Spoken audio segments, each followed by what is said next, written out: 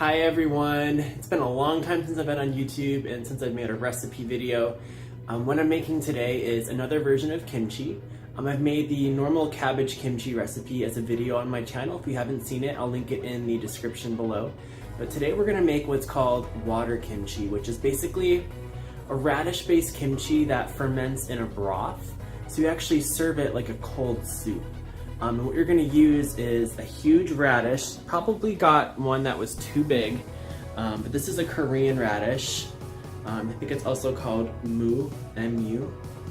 And this one is probably, if I was going to make a lot of it, I could probably use this whole thing, but I'm probably going to use half.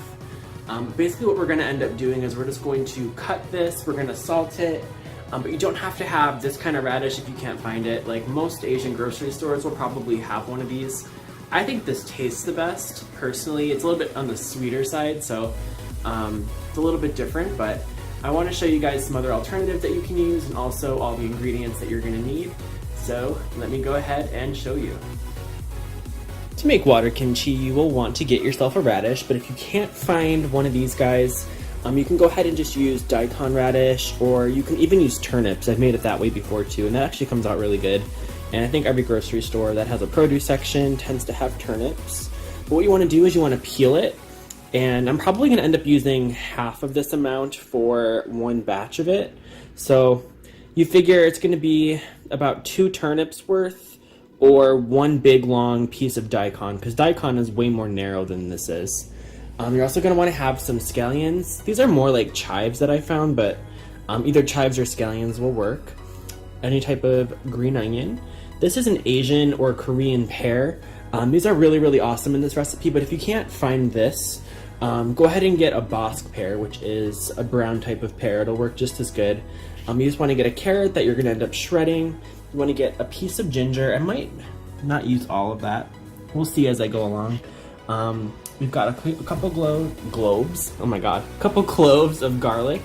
And these are optional. These are some hot chili peppers. These are Thai chilies. I like to make it a little bit spicy and it looks really pretty, but if you don't want yours to be spicy, you can choose like something a little bit less spicy, like a poblano pepper or even a bell pepper if you wanted to, just a small amount of it. And I've also put snow peas in here before as well if you wanted to add those. But what we're going to do first is we're going to chop this in half. I'm going to peel it and cut it into strips, and then we will go from there.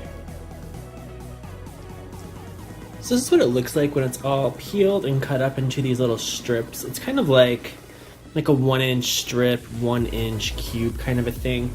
And what you're going to want to do is you're going to want to salt them. I recommend sea salt, not like normal iodized table salt. This is way better for you and way better for this. You can use regular white sea salt, pink sea salt, gray Celtic sea salt, whatever you feel like. This is like 1 to 2 tablespoons worth, and you're just going to basically sprinkle it on. I know it seems like a lot, but it's going to dilute quite a bit with the water that we're going to add later. So we just want to kind of mix this all in. And then what we're going to do, once these are all salted, is we're going to leave this to sit out at room temperature for an hour. And then after that time passes, we will be right back. Okay, so these have been sitting for like an hour. You'll see that like a ton of liquid gets drawn out of them once they're salted. We're actually going to retain all of it. What we're going to do now is we're going to put all of this into your container of choice, which is this is what I'm going to use for today. Typically I'd probably use like a big glass one, but I don't know, I was too lazy to go out on a rainy day today and go pick something up for it, so this is what we're working with. We also have the carrot all shredded. We have the pear kind of really thinly sliced. That's going to be really important to make it thin so that it ferments more evenly and easily. And the ginger I peeled into like a little cube, and then I pricked everything here with a fork. So the garlic cloves, the peppers, the ginger I just pricked so that when they're fermenting, they will all, you know, let their juices out or whatever. And then these are the scallions. I just chopped them in half because they were really long.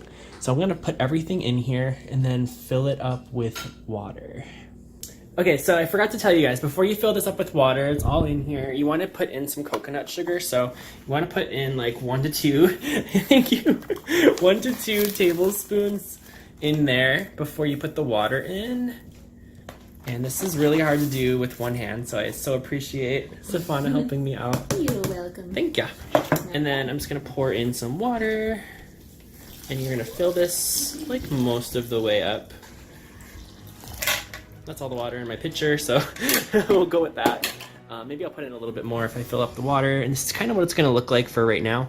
And then you're just gonna get a lid for it, and then you're just gonna kind of loosely put it on. And this is going to be something that you're going to allow to ferment at room temperature. Alright guys, this is what it's gonna look like when you've got it all set up to go. This is just gonna ferment at room temperature in a preferably darker space, doesn't get like a ton of light, for 2 days, and then it's gonna go into the fridge and let it ferment for 1 more day before you serve it. And I'm actually going to wait until then and show you guys how to serve it, and we'll see how it tastes together. Hey guys, welcome back. It's been sitting out on the shelf at room temperature for 2 days, then 1 additional day in the fridge, which is where it's now going to be stored. And this is the final product. So mine's gonna look a lot darker than most Dongchimi that you'll find. The reason is because I use coconut sugar, which kind of makes it that brown color. A lot of the water kimchi that you'll find is probably more on the clear, translucent side. This is how I serve it. It's kind of like a cold soup, so to speak, for this type of kimchi. You want to just get some of the broth, and you want to make sure that you get a good amount of the radish pieces in there. And this is something that you serve as like a side dish to lots of things. Anything that you would really serve kimchi on the side of is a good idea. But you can also just have a bowl of it all on its own, knowing that you're going to get some beautiful probiotics that you cultured yourself. So let's go ahead and try it. Hi guys, so sorry for the lighting again. I couldn't find a good place to set this phone up while I try this for you. So it's literally right here.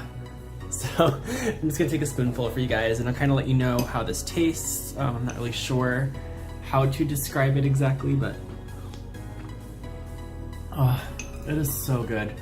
The flavor is wonderful. It's got like that slight tartness to it that you would expect from something fermented, but it's like not that bad. It's actually quite sweet still as well.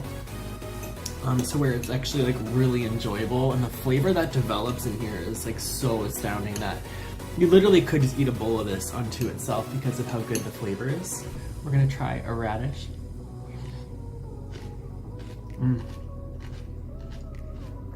Oh my god, so good.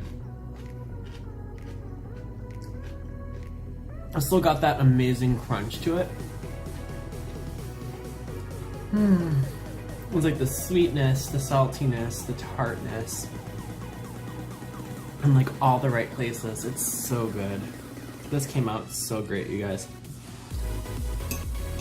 I've never actually seen this for sale at any of the Asian markets I've ever been to, so this is one that I've always just had to make. So I certainly encourage you guys to give it a try if you feel inspired to. It is so easy, it is so delicious, and a little goes a long way. You don't need a lot of this at once. I hope you guys enjoy. Please let me know if you make this recipe and how it came out for you. I'd love to know. And until next time, guys, I will see ya. Thanks for joining me.